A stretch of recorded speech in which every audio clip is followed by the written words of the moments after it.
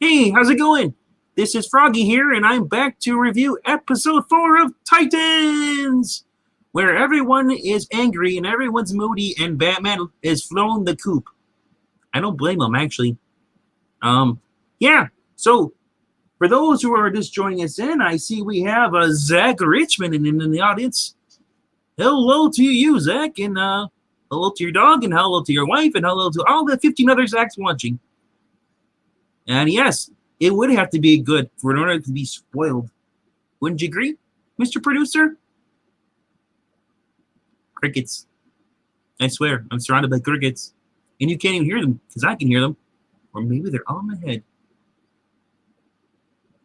Think about it. Bad food doesn't spoil, but good food does.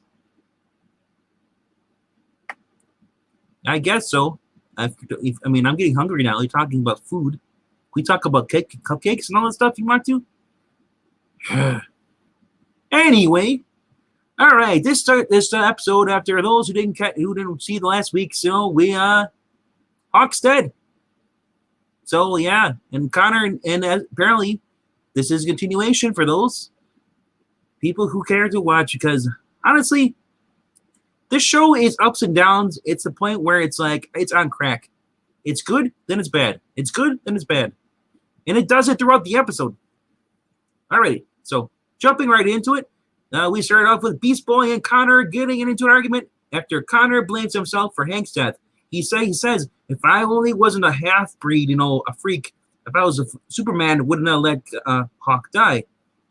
And then he basically starts getting down and stuff. He's like, it's because it's that Lex Luthor part of me. That's why I wasn't able to save him. And Gar tells him to shut up, that you're actually really cool. But then he basically is like, Connor, being feel guilty, anger, kind of lashes out at Gar. He's like, well, you can only turn into a tiger. I'm taking advice from someone like you. And Gar gets up, kind of angry, in his face a little bit. Dawn walks into the room after hearing all this, and I gotta say, I'm still emotional from Hawk's death. Hawk is probably the best character, and Hawk and Death just made up. Only for Hawk to be blown to pieces, and Dawn's the one that pulled the trigger. Yes, Connor in this is half Luthor, half Clark. They mentioned that in the second season. Something I was actually shocked that they actually kept. Sadly, Crypto does not make an appearance at all this episode. I'm kind of sad because he's one of my favorite characters. So Dawn, who from the previous episode, she's the one who took the gun for being a gun and turned out to be an actual trigger detonator. She's the one that blew up Hank. So she's dealing with that crap too. She walks into the kitchen of the boys fighting, and she basically just says, tells Connor, I pulled the trigger. I killed Hank. You didn't do anything.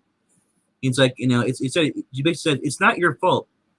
And she said, it's none of our fault. It's right. Heroes are people who try to do the good thing, but we don't always win. And okay, so after that, she gives Connor a hug, and they kind of cry a little. It's a sad moment. I mean, this legit made me cry because I love that character so much. We get jumped to Arkham Asylum. Crane's getting his medicine, aka Scarecrow. It looks really weird though. For those who are watching this, he's got a really long beard, so he looks more like Hillbilly Crane. I'm not really feeling that vibe. It feels more like I just don't want to be next to that guy. Not because he gives out gas, because I don't know what he's gonna do when I'm knocked out. So yeah, he ends up being jumped, and some guy basically punches him and tries to shank him. He ends up knocking him back, and he's rescued. Another guard comes in, and they said like, "Oh, this is for Red Hood. Red Hood wants you dead." Blah blah blah. Okay. I was like, okay, so I guess we're finding a little bit more out. Maybe Crane's connected to the drugs that Jason was taking. We don't know yet. Yeehaw, I'm made of straw. I guess Palpatine, I thought you're a fluff. Now you're straw and fluff, or fluff made of straws. Anyway, we jump to basically Dick, who's at the airport, talking to Dawn, who's getting on a flight. She's going to Paris. It's one of her parents' places there, and she's going to basically meditate and kind of get herself back together. She's still mourning, everything that happened. She begs Dick to come with her. Basically because she says that Bruce was right for quitting being Batman. Gotham is horrible. it just changes you as a person. And she said, it's unfortunately, I didn't listen to Hank. Hank wanted another, he didn't part of his life. I should have basically left with him. And so basically, yeah. She tells him, she's like, Dick, come with me. You can salvage what's left of your life. And I'm thinking, it is known by the fans that know that who are watching this. Those two have a history. Dick and Dawn used to date while Hank and Dawn were on a break. So I don't know what that was a good idea. Maybe she's just lonely and she wanted someone to be with, and rekindle that connection, or maybe just friendly. At that moment, Dick gets a call from Barbara Gordon, Commissioner Gordon. We get she basically says that guess who was jumped? And it was done, and then so basically he goes over because Dick's been talking to the Scarecrow the whole entire time, using it as an informant. Basically how to basically try to catch a Red Hood. So she says that because Crane was jumped, he's being moved to Blackgate. Apparently that's where you go. If you're if they feel like he's going to be more secure. I'm thinking they've already proved that Red Hood is more capable and more crafty. He's got people working for him on the inside. So why would he be safe at Blackgate? And that's pretty much my thoughts on that subject, And then we flip. So after that's going on, the whole phone call, where it goes back to Wayne Manor in the kitchen. We see Gar, who's being basically himself. Kind of a little humor. He's cooking a giant pizza, brings it out of the oven. Corey walks in. She's in a trance. She's sleepwalking. This is what she did in the first 3 episodes. She just walked in. Oh, I'm sleepwalking. Throws a fireball at him. He ducks. His arm gets singed. He runs, and then he basically drop kicks her and knocks her down. And then she wakes up. Donnie Dick Morningwood? Hey, this is a family-friendly show. You're talking about Morningwood? Really? You better be talking about that spruce pine and nothing else, mister. And don't get sappy with me. All right. So, yeah, but getting back to this, Corey has been in a trance. And she's been having problems sleepwalking. It is just crazy. I was hoping that they're gonna, do more with this. The fact that this is actually the show episode's called Blackfire. So I'm like, oh, finally we're gonna figure out why she's trying to kill people in her sleep, in trance. Because the first 3 episodes, it got kind of boring. Like, oh, there she is going to sleepwalking, waking up. Oh, where am I? I didn't mean to hurt you. I was sleepwalking in my, I didn't mean to. Blah blah blah blah. All right. So basically, Gar's basically afraid of her because she nearly killed him with a giant fireball. This is like freaking like Goku from Dragon Ball Z doing a Kamehameha and a giant energy ball flying at your face. So this is fire and this will kill you. Yeah. So Corey calls her therapist back, and the first thing this guy says like, "Hey, so you're calling me because you better be at the airport once we pick you up so we can go out to dinner and get along." He wants to get fresh with her. And he basically tells him that she explains what's going on, that she almost, killed her friend. She needs, help and stuff. He kind of talks to her, confides her, and then she hangs up on him twice. She's done this twice now in the past 4 episodes now. So this guy is whipped. And she basically just uses him and then hangs up twice now on him on the phone. And I don't understand why he's even trying to get with her. Maybe he likes the pursuit of an alien woman who wants nothing to do with him. Just calling for advice? Who knows? Anyway, getting back to this, so we're going to talk about Corey. So after the whole thing, Corey hangs up. She goes up, basically apologizes to Gar. Gar says, "Get away from me, you crazy woman. You nearly killed me. I don't want to be around you because you're insane." And so then Gar calms down. She apologizes. She explains that she's having visions. So Gar says, "You know what? Since I've been, typical Gar. He basically, if those know Gar is Beast Boy, and Beast Boy has always been known as like the in any live action or animated. He's always the comic relief. So of course this makes sense that Gar has been basically exploring Wayne Manor since he's gone there, and he found that Bruce Wayne happens to have a titanium reinforced sleep deprivation tank that he used to meditate in. I don't know why it's titanium floors. I mean, I guess he gets bombed while he's, in the tank, Anyway, so Corey goes in there. She basically, and she gets another vision again. And the vision is the same as it is in a couple of episodes. She's being led. She's handcuffed to a gurney, being wheeled down this tunnel. Except instead of being a lighted tunnel, the light stop, it's now red lights. And then she goes to this almost looks like a shipping. If you're in like a shipping department, inside a warehouse, they have those plastic flaps that hang down. It's usually it keeps the cold air if you're in a freezer or something like that. Anyway, her dream always ends there. So, as she's being let down, she finally in the vision she sees a reflection, and she sees it's not her face; it's Blackfire's face. So that was kind of crazy. So apparently she's got a psychic connection to her sister. With I can't remember if she did in the first or second season, because the last season was kind of crazy. The last season they wrote Blackfire as being the big bad, because we had Deathstroke. And Blackfire was supposed to be like, oh, I'm going to come to Earth and I'm going to get my revenge against you, sister. Blah, blah, blah, blah. So, in this vision, basically, that's not what happened. So, they kind of retconned the story a little bit. And so then, Corey wakes up in the middle of basically a field, and she's basically inside of a car. And we hear basically Gar yelling, knocking on the trunk. He's like, let me out! Let me out! You're crazy! And he's frustrated because he's got a black guy. Apparently she cold clocked him, knocked him out, threw him in the trunk, and then drove out to this middle of this field. But before we can figure out what's going on in this field, I want to go back where Crane is being led to a transport bus by 3 armed goons, pretty much don't like him at all. They don't really care if anything happens to him. They're like, good, if Red Hood wants to kill him, kill him. These guys are just there for a paycheck. And then, so right after this, it's like sweet karma. Dick comes in and just takes out all 3 guards, just basically knocks them out, flattens them out, and then he basically takes Crane, throws him into his Maserati, and he drives away. So as they're driving down, speeding down the road, all of a sudden you see stepping out of the shadows, it's Red Hood. Woo! He's got a sniper rifle. So Red Hood knew that Dick was going to be this predictable. And this is crazy. Brother versus brother. That's what it says. So, of course, he's going to know his moves. All right. And moving forward with that, going back to Corey and Gar. Gar couldn't figure out, you're trying to figure out why she's at this field. And he said, Corey, why don't you move the car forward? I don't know how he knew this, but he just guessed. They moved the car forward, and he searches on the ground where the car was parked, finds a hatch. It's buried under this tall grass. Yeah, I'm seeing comments here. Brother versus person. This is the HDTV. No, it's HBO Max. It's the hardcore version of that. It's edgy. Yep.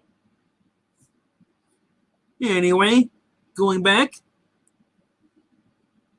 So they basically, those two, Corey and Beast Boy, go inside the hatch, and then it cuts back to Barbara at the GCPD. She is upset. She sees the tape, and she finds out what happened. She calls Dick, who's basically driving, and he's driving, and he's got her on speakerphone. Crane's there, and much to her annoyance, after basically, she finds because he talks to her, he's like, change of plans. He can't trust anybody. If Red Hood's got somebody inside, he could have somebody in Blackgate as well. And he's gonna take Crane somewhere else, and then it's kind of funny. He does not turn into a velociraptor. These comments are coming out of random. Maybe I should get comments after I'm done talking. Okay? Maybe, Mr. Producer, pushing me around. I'm the star of the show. You're the producer. You do what I say. Anyway, going back. So Dick's got her on speakerphone. And then she hears Crane talk, asking a question, and she's more annoyed that Crane's talking to her on the speaker because how dare he talk to her? Blah blah blah. Who cares? And Dick does what he does, and I'm glad he does this. He hangs up on her, and that really irritates her. So she puts an APB on Dick's car. All right, going back, we see Corey and Gar exploring the bunker. And then as Corey sees more of a vision, she confirms they're in the right place. And they find the hallway, where they were, she had her vision. And then they enter a red lit room. And then she sees, who? It's Blackfire. She's inside a glass prison. kind of similar to basically what Big Needle was in the X-Men movies from Fox. For those who want to relive that, I suggest you go check those out. For those who don't, I suggest you start drinking now so you forget how bad those are. All right. Moving on. And this show really hops around. I'm just going to tell you that. So it's kind of crazy. So Dick pulls his car, basically the Maserati, up into basically like a off the road, and is some place called Bristol. I don't know where it's supposed to be, New York or whatever, or outside of Gotham. And he basically goes outside. There's a chain there that says "Do not enter, danger." It's a really old chain. It's been there for a while, so obviously he must be taking something at some kind of safe house. That's what I'm assuming. And as Dick's unhooking the chain, we see Crane run out, and Crane's like, "Screw this!" He's handcuffed. He's running away, and he ends up snared in a trap. And he's hanging from a tree in a black cargo net, kind of looking down. The funny thing, oh, sorry, talking too much. It's kind of hard to, I like to drink water sometimes, but I don't get to do that in these shows. All right, so Crane's hanging there, he's like, and Dick comes up to him because Dick actually because it showed Dick actually was kind of smirking a little bit because he knew that what was going to happen, and he walks up to him. He says to Crane, "So, are you done yet? No, because we need to get busy before it gets dark." So he takes it. So after he gets him down, and then they show a little.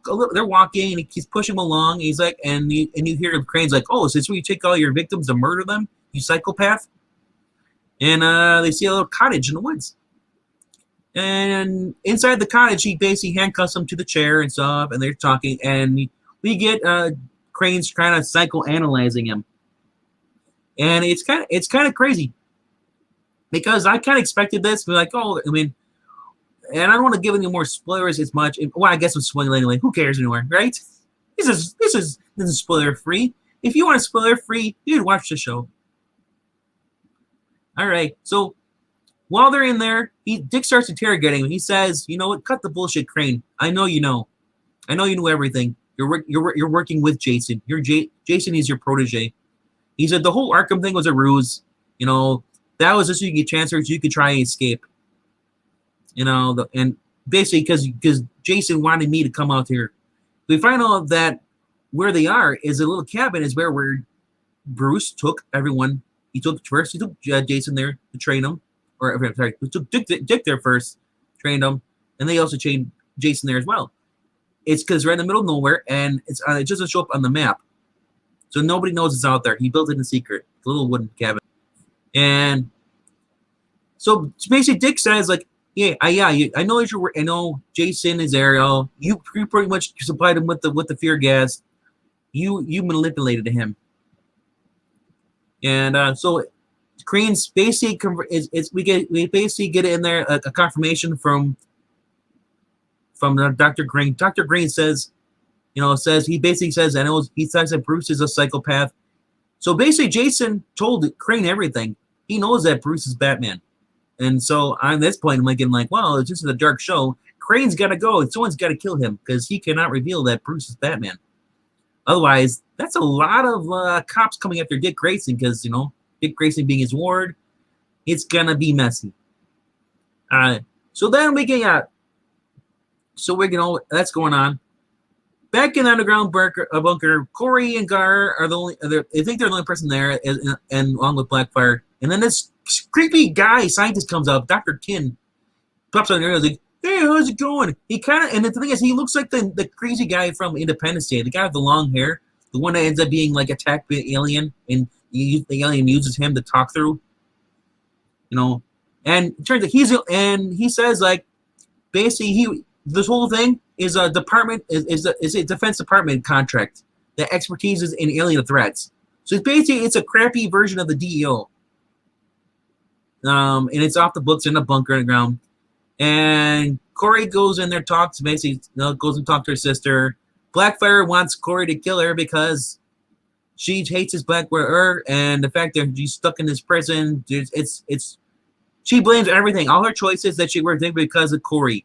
because Corey, blah blah blah. Corey is the goody two shoes, everybody's favorite, and she hates being there. So after they start throwing comments, because Corey says, "Well, you killed our parents. You're a bitch.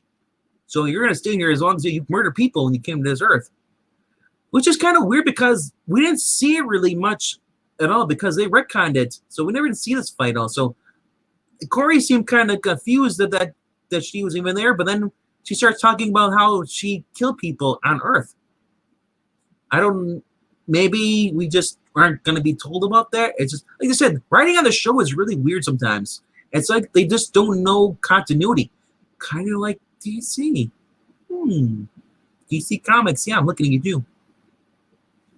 All right, so they start fighting inside the glass prison. And then, so that's going on, and we get some kind of like fighting stuff in there. And Gar's like, says the guy, "You're going to do something. They're going to kill each other." I'm thinking, let the two chicks fight, man. They're inside a guy's cage. Who cares? They're not getting out. Back at the cabin, Crane asks Dick if he's going to be basically Batman. And then we get, he basically says, we get a flashback, of young Dick alone in the woods running at night as a freaking giant wolf chases him. And Crane is basically trying to, he's really doing hard. He's really trying to get, convince Dick not to become Batman. He lets him give up. He said, saying all this stuff, they know that. He said, you have nothing left to prove to Bruce Wayne. And then Dick says, "I already proved myself." And then it flashes back to the past again. We see Dick Grayson walking in the cabin. He's got a big giant freaking ramble knife. It's dripping blood. And he throws the severed head of a wolf on the table. Sorry, Zach, I know you have a dog. But it's kind of a cool scene. Kind of morbid, too. He throws the wolf's head onto the table. We see someone who's silhouette who's supposed to be Bruce Wayne, but it's not really confirmed, but we're supposed to assume it is. At that point, we're basically taken back to the present. We see that there's an alarm has been tripped. And as Dick said, he knows, like, that proves that Jason is working for you, and that's what's going on, and he's come here to fight. So just as that's going on, we get thrown back to the bunker again. Basically, after Corey gets the upper hand in the fight, she gets out. Corey and Gar are told, that Blackfire will be remained locked up until she dies. And they're like, "What? She could live?" And Corey's like, "She could live for hundreds of years." And like, well, it's a good thing this cell has been set up to last, for this centuries, even if no one's here to maintain it. It's self-maintaining. And they're kind of like, that's kind of messed up because he says she's an enemy of the world and the U.S. government and stuff. So she's a threat. Until she's not a threat, she's gonna remain here. Heading back to the scene where Barbara and the GCPD basically found out, using satellite imagery, thermal energy, they found out where Jason is. They send a helicopter there. And we get flashback to Corey again with Gar. And this is about to leave the bunker. She says, like, she's backed by Gar. And Gar's like, "Are you really going to leave your sister there? The rods? That's kind of a horrible life, You can't do that." So then what you do? Yeah, Corey. This is where Corey goes back in there, and she basically says, "I'm taking my sister with." And the guy's like, "You can't." And the guy's like, "She belongs to the U.S. government property." I'm thinking, like, did you just say a black woman is a U.S. property of the woman or of the United States? Yeah, that's not cool, dude. I don't care if she's an alien act, but she's still black, and that's kind of rude. That's rude. That's very, very rude. And even this slavery, I don't care what color you are. Slavery is bad. All right, so then he basically, Corey tells the guy, he says, "Get out of the way or I'm going to burn your freaking dick off." And the guy's like, "Well, there's a chance that your powers aren't going to work out because she was in a party at herself with the Blackfire." And she's like, "Do you really want to take that chance?" And he kind of like nervously gets out of the way. It's, And then we finally get to see, hey, look, they actually know how to use pyrotechnics because we see the outside view of the hatch being blown off from the bunker. Big giant ball of flame, and then they crawl. They get out, and then Blackfire's like, "I'm not getting in that car. I'm gonna go in." And then Corey's like, "Where are you gonna go? I'm your sister. I'm gonna protect you." So they kind of make amends, and she gets in the back car. Blackfire's like, "Your car's dirty. And Gar kind of rolls his eyes like, oh, it's gonna be a long drive. And then finally, we get back to where it's starting to get really great. This is probably my favorite part of the whole entire episode because it's close to the end. Back in the woods by the cabin, we see someone walking who carrying wood, and we're meant to believe it as Jason because or not Jason, but it's meant to be Dick Grayson because Dick Grayson had a big old parka jacket on with those weird like husky jackets they have with the fur and inside the hood. So basically you see that person figure walking carrying the wood, walks over outside and he goes over to the power breaker, electrical box, shuts the power off, and then Jason's there, red. He's got his scope up with the night vision. He sees this, and then as soon as the power goes out, Nightwing jumps out and they start fighting. And I gotta say, this has probably been the best part of the whole entire season 3, is when they actually have fighting done. Because it's just too much drama. I'm like, get to the point where you're gonna kick the villain's butt. And Nightwing has his school with his stun batons. He throws it, and Jason's like, you missed me. Somehow it must be magnetic because he throws it and it comes up like a boomerang and it hits Jason in the back of the head. And I thought that's so cool. It's like, he's what he's expecting it, so he's kind of shocked a little bit because while this is going on, the JCP television is coming up into view. Jason basically throws a flashbang in front of Dick Grayson and he shoots it, so it basically blinds him. And he knocks Nightwing to the ground. And he's got basically like Jason's got Nightwing on the ground and he's got a gun to his temple and he's like, no escape now. The JCPD shines a freaking spotlight on him, and they announce, JCPD, freeze, don't move. And that Nightwing takes that opportunity basically to start beating the crap out of Jason. And then, like, the guy sniper's like, I got a clear shot, Commissioner. Can I take it? And she kind of hesitates. I'm thinking, like, is she going to do it? Of course. This is freaking edgy Titans. Yes, take the shot. Do it now. Kill Jason. Kill him. Kill him. Kill him. So, of course, the sniper takes the shot, and he ends up shooting freaking Nightwing in the freaking shoulder. You were a horrible shot, dude. Because they both fly back, Nightwing gets up, and he sees that Jason's gone. He walks back.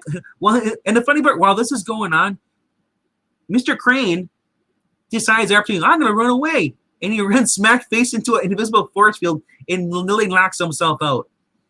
So that was kind of funny. I wasn't expecting that. But I was like, how is he going to watch this guy? This is going to run away. We got Scarecrow, who's a season 4 villain. Fear gas everywhere. Although it'd be kind of cool if he was, because that's what I want. Yeah. Let's go to some of the comments before I get to the very end.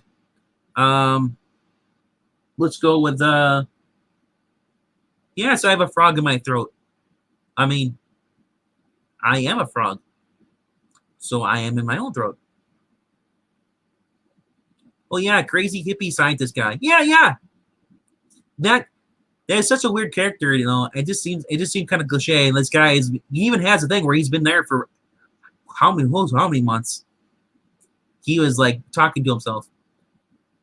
Crappy version of the DEO. How worse can it get, dude? You have no idea. I mean, the only way the show gets better is if they have like the Green Martian showing up or Supergirl. Kara, you need to come here after your show's done. Come to Titans. We need to make you edgy. Yep. Yeah. And Jeff Johns would have. I don't know if Jeff Johns would have made this better, but I mean, it's HBO Max, and they've already set the tone. It'd be weird. Jeff Johns kind of writes more like campy stuff. Yeah. And it's just going to drive me hopping mad. Yes, it's going to drive you hopping mad. You might even croak. Yes, there's no signs of Wally or Roy. The only villain they've had here was Aqualad, and it wasn't Keldred. It was someone else.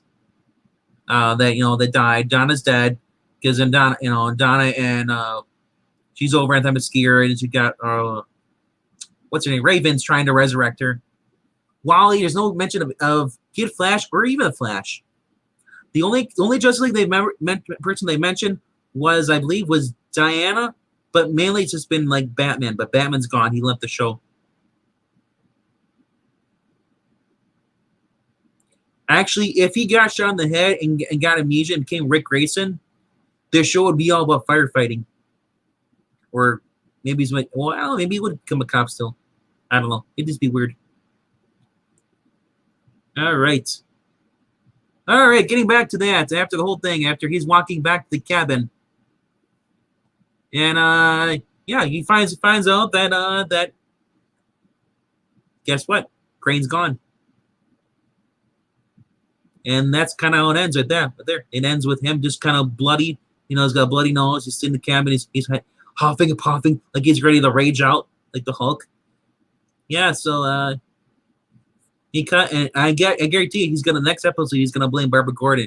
If you want to send your stupid men here, Jason would have been done with. But no, you got to shoot me instead because you have amateurs.